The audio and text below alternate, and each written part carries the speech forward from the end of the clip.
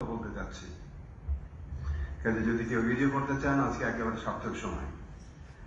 আমি দায়িত্ব গ্রহণ করেছিলাম আনাসের মতো, দায়িত্ব গ্রহণ করেছিলাম 9 সেপ্টেম্বর বাংলাদেশ শিল্পকলা একাডেমির ডিজি পদে। দায়িত্ব গ্রহণ করেছিলাম আনাসের মতো 1,500-এর অধিক শহীদের রক্তের জন্য। আমার একটা দায়িত্ব আছে, সেই দায়িত্ববোধ থেকে, এই দায়িত্ববোধের জন্য আমি আমার থিয়েটার করা বন্ধ করেছি এবং সবকিছু ছেড়ে দিয়েছিলাম। আমার ব্যক্তিগত জীবন ছিল না, একেবারে শতকরা 100% সময় ছিল বাংলাদেশ শিল্পকলা একাডেমির জন্য। এবং আমি কাজ করেছি বাংলাদেশ শিল্পকলা একাডেমির সবার আগে, সর্বাগ্রে এই নীতি অনুসরণ করে।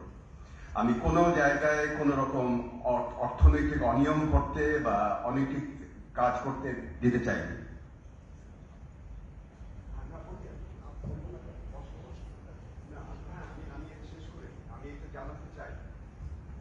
আমি এই কাজগুলো করেছিলাম যেন যুক্তি আমার ছিল, প্রথম শর্ত ছিল যেন সচিবালয় কোনো হস্তক্ষেপ না করে।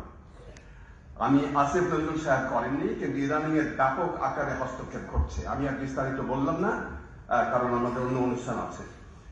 আমরা চেয়েছিলাম শিল্পকলা একাডেমির জন্য এবং মন্ত্রণালয়ের জন্য, আমাদের সংস্কৃতি বিষয়ক মন্ত্রণালয়ের জন্য 0.5% যেন আমাদের আসে, আমাদের বাজেট বরাদ্দ আসে। সেই 0.5% আসে নাই। বসেন প্লিজ, বসেন, আমি কথাটা শেষ করি। আমরা চেয়েছিলাম 165 কোটি টাকা, সেটা তারা দেয় না। তারা মনে করে যে এটা তাদের জন্য নিজের টাকা, এইভাবে টাকাটা বন্টন করা শুরু করেছে তারা।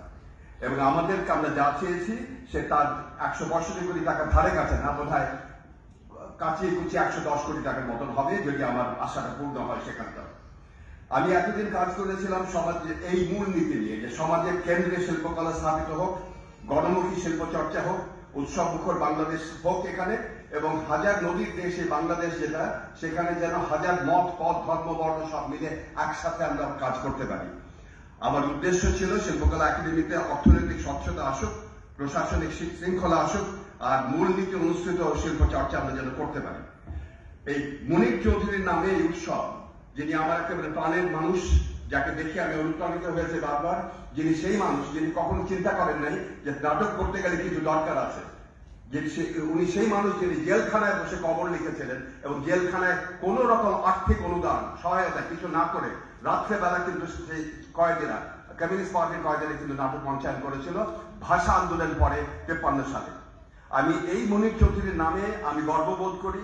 এই মুনির চৌধুরীর নামে আমি বলতে চাই যে আমার বয়স হয়েছে এখন 70 বছর।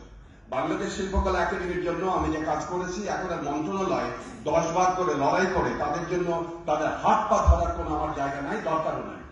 আমাদের মন্ত্রণালয়ের মতন চলুক।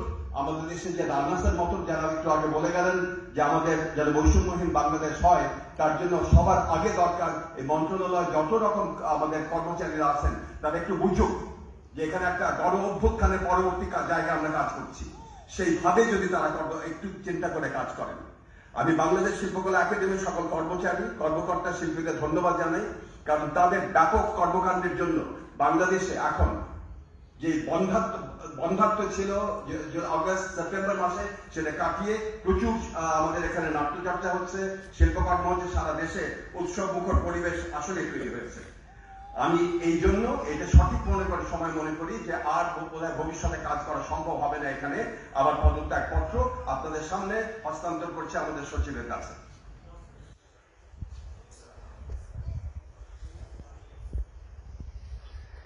আমার এখন ফিরে যাওয়া দরকার আমার নিজের কাছে। এখানে আমাদের আমলাতন্ত্রের পেছনে 10 বার ফোন করে টাকা আদায় করা আমার ব্যক্তিগত কাজের না জন্য না, শিল্পকলা একাডেমির জন্য। সেই কাজটা না করতে পেরে যদি না করতে দেয় এবং তার জন্য যদি আমাদের পদে পদে বাধা দেয়, তাহলে আমার এখানে থেকে লাভ নেই। এটা একেবারে সুচিন্তিত ভাবনা, আমার সুচিন্তিত ভাবনা। এই জন্য যে আমি গতকাল সারাটা দিন এবং আজকে গতকাল বিকেল থেকে আজকে সন্ধ্যা পর্যন্ত এটা নিয়ে ভেবে আপনাকে আমার রেজিগনেশন লেটার দিলাম।